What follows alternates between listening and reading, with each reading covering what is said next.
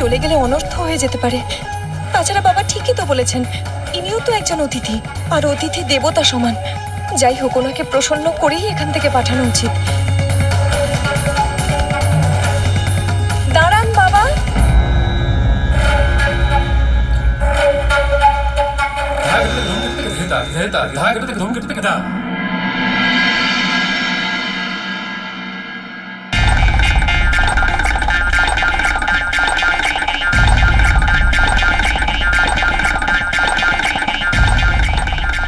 বাবা আগে হাত ধুয়ে নিন অন্তত। হাত কি ধোবো? আমি তো কোনোদিন মুখই ধুই না। যাও, খাবার নিয়ে এসো। আসুন, আপনি এখানে বসুন।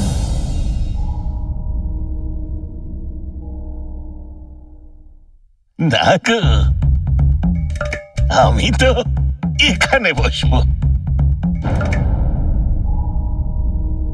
কিন্তু বাবা, এই আসন তো আমাদের ইষ্ট দেবতা শঙ্করের জন্য। ওসব আমি জানি না, আমি তো এখানেই বসবো।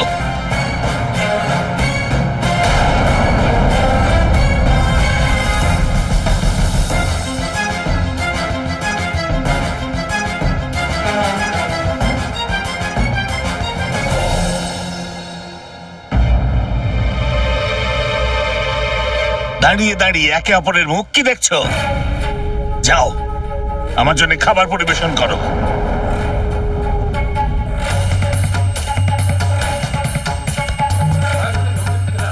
আচ্ছা, তোমরা আমাকে এখানে বসতে দেখে অবাক হয়েছ। আমার তোমাদের এই হাবভাব একটুও ভালো লাগছে না। যদি এমনই কাঁদো কাঁদো মুখ করে আমাকে ভোজন করাও, তাহলে আমি সত্যি বলছি, আমি একটা দানাও ছোঁবো না। না খেয়ে আমি চলে যাব। না না বাবা, এমন অনর্থ করবেন না। আপনি আপনি বসুন, আমি আপনাকে খাবার পরিবেশন করছি।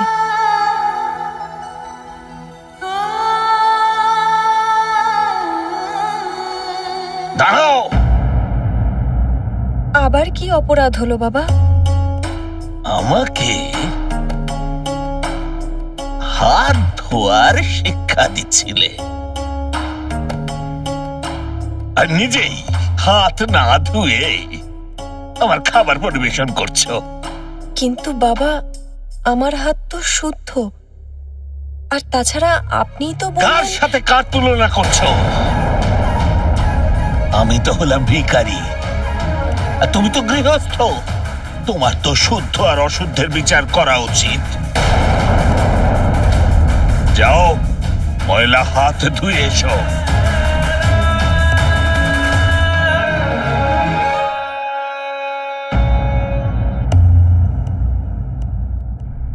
পাখাটা কি দেখানোর জন্য রেখেছো?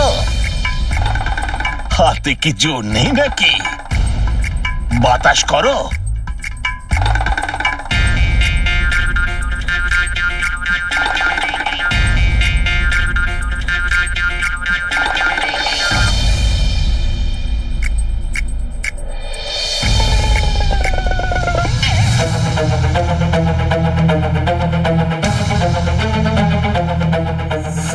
বাবা, ভোজন আরম্ভ করুন।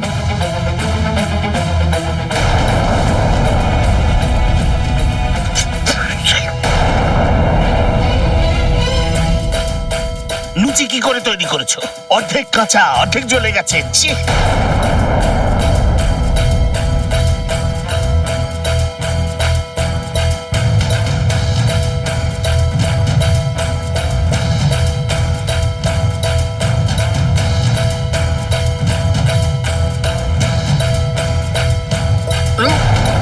সরাও সব।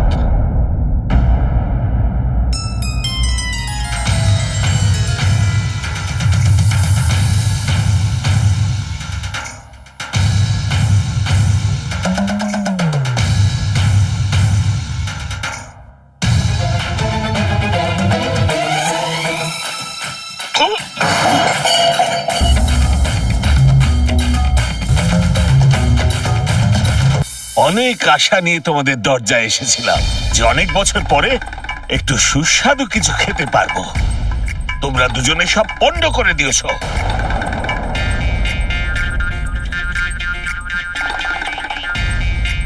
তবুও ভালোই হয়েছে, আমি তোমাদের আপ্যায়ন স্বীকার করে নিয়েছি।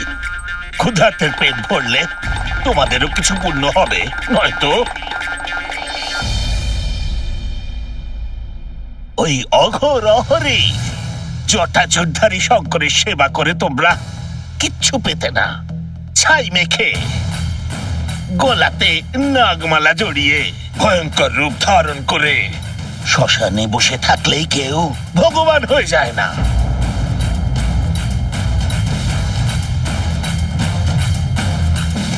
আর এও তো মানুষকে ভয় দেখিয়ে হুমকি দিয়ে ভগবান হয়ে বসে আছে। ইষ্ট করার থাকলে আমায় জিজ্ঞাসা করো, আমি তোমাদের বলছি কোন ভগবান তোমাদের মনস্কামনা পূর্ণ করবে। ব্যাস থামুন বাবা।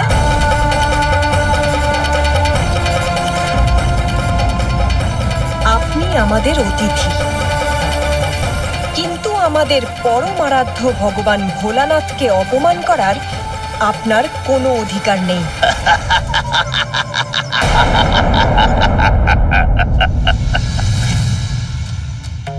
এতে অপমানের কি আছে মা?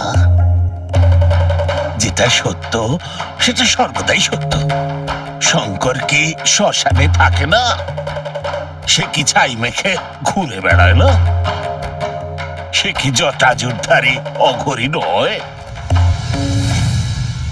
হ্যাঁ, উনি শ্মশানে থাকেন আর ছাইও গায়ে মাখেন, কিন্তু যখন নিজের মানুষ পাশে থাকে না, ওই শ্মশানে থেকে উনি জীবদের আশ্রয় দেন আর ছাই মাখেন ওদের জীবনের ব্যর্থতার উপদেশ দেওয়ার জন্য। আর যে জটার আপনি এত অপমান করছেন না, এটা ভুলবেন না যে ওই জটাতে মা গঙ্গাও বসবাস করেন। ওই জটার মহিমা হলো যে মা গঙ্গা সকল জীবের জন্য কল্যাণকারী রূপে থাকেন। না হলে যে প্রচন্ড বেগে উনি স্বর্গ থেকে নেমেছিলেন, যদি ভগবান জটাশঙ্কর তাকে জটাতে না ঘিরে রাখতেন, তাহলে ওনার প্রচন্ড স্রোতে সবকিছু নষ্ট হয়ে যেত। আর অঘরী, অঘরীর অর্থ বোঝেন আপনি? ঘোরের অর্থ হলো নিষ্ঠুর, আর অঘোর অর্থাৎ যার মধ্যে কোনো নিষ্ঠুরতা থাকে না, যিনি ঘোর পাপীকেও করুণা দৃষ্টি দিয়ে দেখেন। এমনই হলেন আমার ভগবান ভোলা শঙ্কর।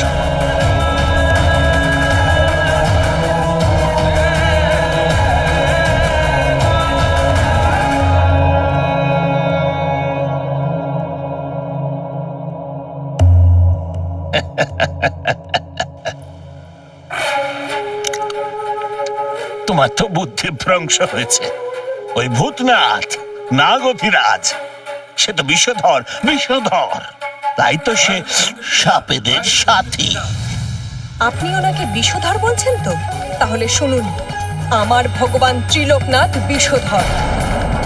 কারণ অমৃত মন্থনের সময় যে কালকূট বিষ বেরিয়েছিল, যেটা দেখেই সমস্ত দেবতা হাহাকার করে পালিয়ে গিয়েছিলেন, ওই ভয়ঙ্কর কালকূট বিষকে নিজের কণ্ঠে ধারণ করে আমার ভগবান নীলকণ্ঠ দেবতাদের অমৃত দিয়েছিলেন। আরে উনি তো এমন শান্ত অহিংস পরোপকারী যে নাগের মতো বিষাক্ত জীবও ওনার কাছে গিয়ে কামড় দেওয়ার অভ্যেস ভুলে যায়। তোমার মতন অন্ধভক্ত। ব্যাস, আপনি যদি আমার ভগবান ভোলা শঙ্করের বিরুদ্ধে আর একটাও কথা বলেন, তাহলে তাহলে কি করবে অঞ্জনা?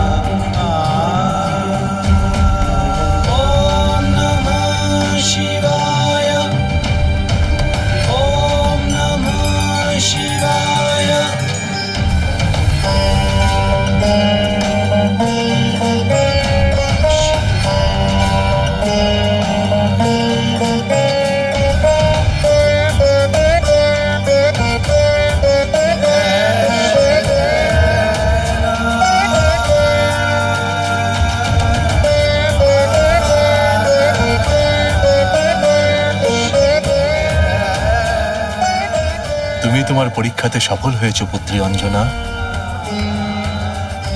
আমি তোমার ভক্তি আর তপস্যায় খুবই প্রসন্ন। তোমার মনস্কামনা পূর্ণ হবার সময় এসে গেছে। দ্রুত বায়ুদেবের মাধ্যমে তুমি আমার প্রসাদ পেয়ে যাবে।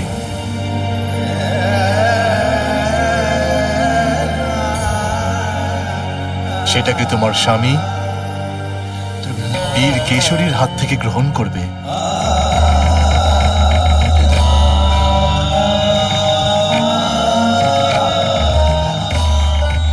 তোমার হবু পুত্র সমস্ত সংসারে নিজের বল আর পরাক্রমের জন্য বিখ্যাত হবে। পরম ভক্ত হবে আর পরম জ্ঞানীও। তোমাদের কল্যাণ হোক।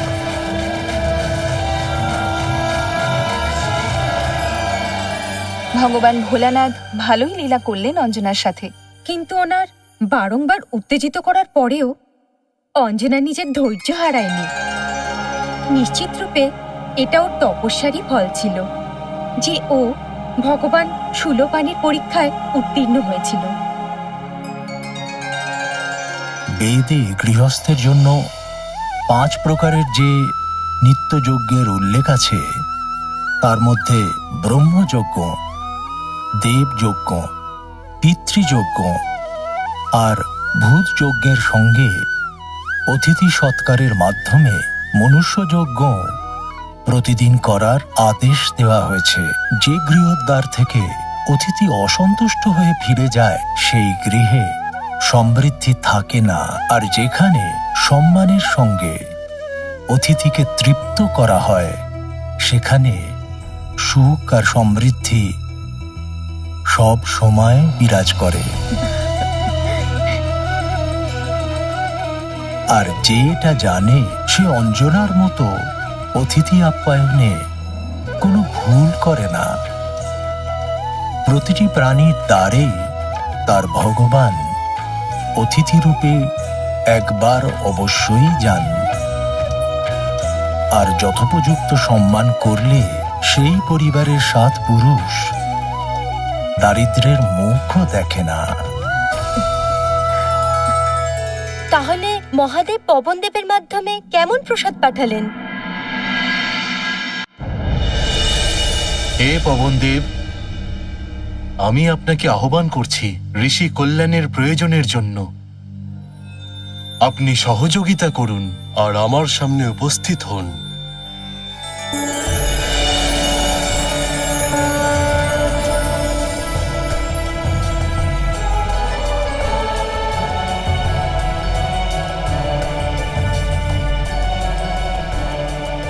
জগৎ জননী মাতা পার্বতী আর জগৎগুরু ভগবান ভূপতির জয় হোক।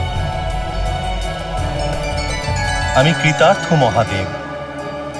আপনার তেজকে বহন করার জন্য আপনি আমাকে বেছে নিয়েছেন। এটা আমার কাছে খুব সৌভাগ্যের কথা। আদেশ করুন ভগবান রুদ্রেশ্বর।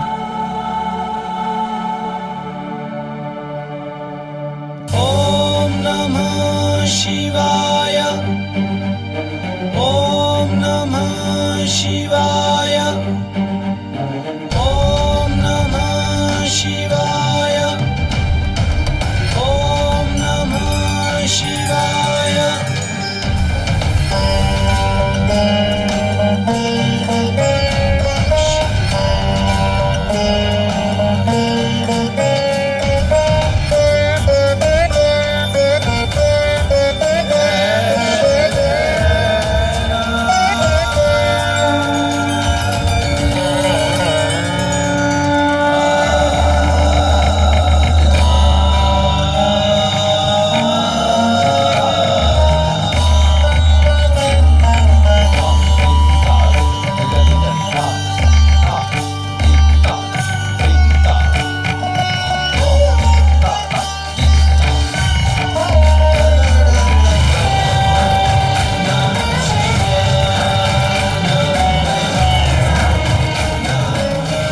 আপনি জানেন এরপরে আপনাকে কি করতে হবে।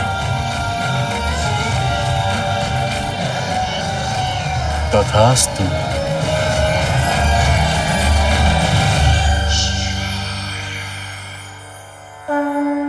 ॐ नमः शिवाय ॐ नमः शिवाय ॐ नमः शिवाय ॐ नमः शिवाय। शंकर जी ने दे दिया तेज, पवन सुत अब आने वाले हैं। भक्ति में होकर प्रवीण वो मग्न राम गुण गाने वाले हैं।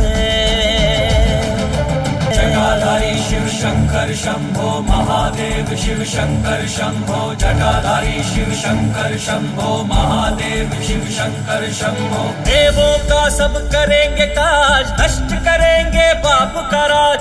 विष्णु वचन की रखने लाज, ले रहे हैं अवतार आज। अन्यायी दल में भय का हाहाकार मचाने वाले हैं, हाहाकार मचाने वाले हैं। शंकर जी ने दे दिया तेज, पवन सुत अब आने वाले हैं।